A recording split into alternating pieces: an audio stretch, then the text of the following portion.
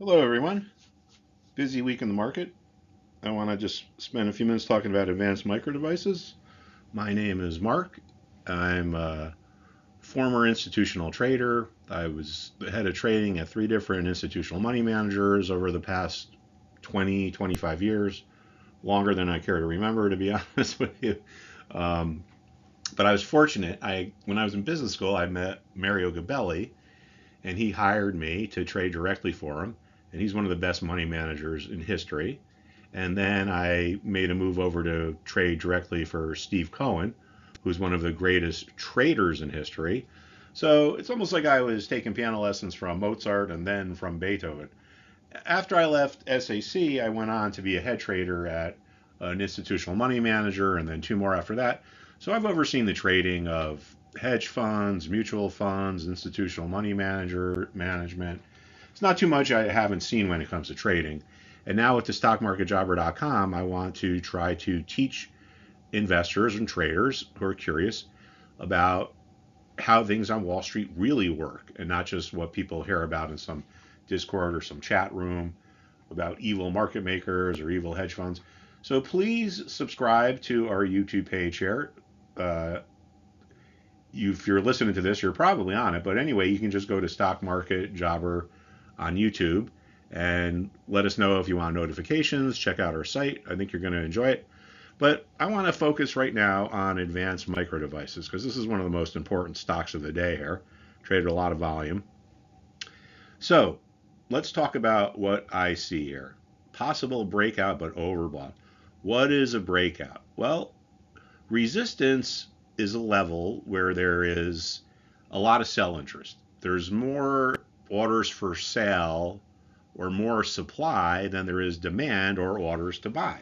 I use the term supply and selling, or supply and resistance, demand and support interchangeably, because when we look at a chart, if it's viewed correctly, that's really what we're looking at. It's what does it illustrate about supply and demand. We're not looking at magical, fantastical, we're going to have to use that again, fantastical patterns.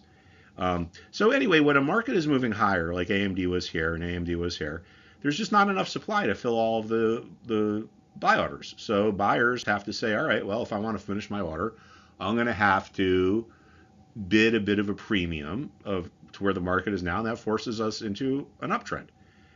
When a market is going down, it's because there's not enough demand to absorb all of the supply, and sellers are forced to sell at a discount. That pushes us into a downtrend. So when we get to a resistance level, though, after an uptrend, there is enough supply or sell orders to fulfill all of the demand. All the buy orders can get filled. The buyers don't need to pay up anymore. Now, when we get above a resistance level, like we apparently have here with today's action, there was this resistance around 77. It tells us something about the market. It tells us that the investors who created the resistance with their sell orders have left the market. They've either finished their orders or they canceled their orders, but regardless, they're out of the way. Anytime that you take supply out of a market, it's basic economics 101. If you decrease the supply, well, the demand side of the equation needs to pay higher prices. So breakout is typically a bullish thing. But here's my concern, and this is what we need to pay attention to. AMD is also overbought. What does that mean? Most of the time, a stock is, or a market, or an ETF, or crypto, or whatever it is you're trading, but in this case, we're going to talk about AMD. Most of the time, something stays within its typical or normal trading range.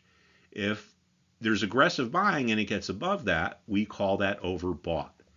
And this is important because something that's overbought is going to attract sellers. Momentum traders are going to come in and sell it, or they're going to short it, and that could push the price right back down.